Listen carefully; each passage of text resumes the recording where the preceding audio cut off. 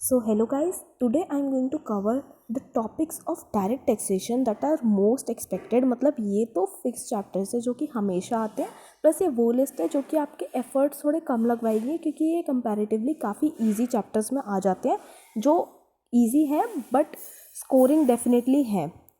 Also guys do like subscribe and share as it takes lots of efforts to make videos. So इसके हिसाब से आपको first chapter जो कर लेना चाहिए वो है basics of income tax.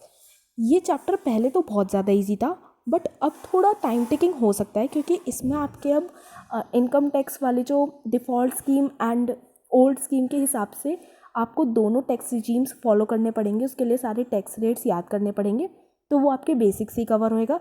Agriculture income and residential status में आपके कोई अमेंडमेंट्स नहीं है, तो वो आपके लिए ईजिली कवर हो पाएंगे।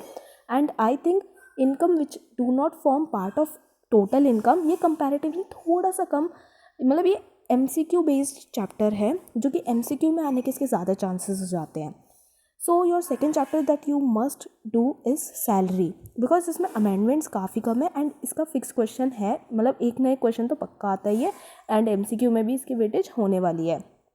Okay, so your third chapter will be house property. House property easy chapter, काफ़ी ईजी चैप्टर माना जाता है क्योंकि इसमें पहली बात तो कुछ ही फिक्स टॉपिक्स है, जैसे कि जो आपका डीम्ड लेट आउट आ जाता है और काफ़ी ज़्यादा इजी टॉपिक है एंड इसमें अमेंडमेंट्स भी है ही नहीं।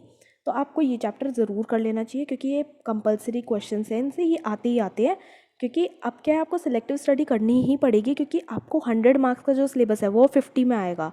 तो आपके पास डायरेक्ट टैक्स भी है एंड इनडायरेक्ट टैक्स भी है एंड इन दोनों को करना बहुत ज़्यादा ज़रूरी है। सो इसके बाद आपको जो चैप्टर कर लेना चाहिए वो है इनकम फ्रॉम अदर सोर्सेज, क्योंकि ये चैप्टर भी आता ही आता है एंड इसमें टॉपिक्स भी बहुत ज़्यादा कम है एंड काफ़ी ज़्यादा ईजी चैप्टर है ये वाला।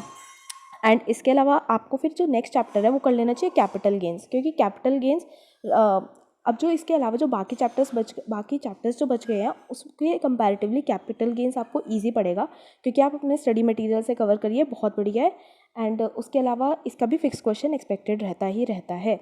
एंड आप जिनके पास टाइम बच जाए तो आप PGBP कर लीजिए। अगर आपको PGBP एक बारी समझ आ जाता है तो बहुत बढ़िया है क्योंकि इसकी वेटेज बहुत ही ज़्यादा है, पर वो ये कि काफ़ी ज़्यादा क्रिटिकल सब्जेक्ट है, क्रिटिकल चैप्टर है, तो वो ये कि आपकी अंडरस्टैंडिंग पे डिपेंड करता है। बट मेरे हिसाब से आपको इसको छोड़ के तो नहीं जाना चाहिए, बट अगर आप कर सकते हैं तो ज़रूर करिए।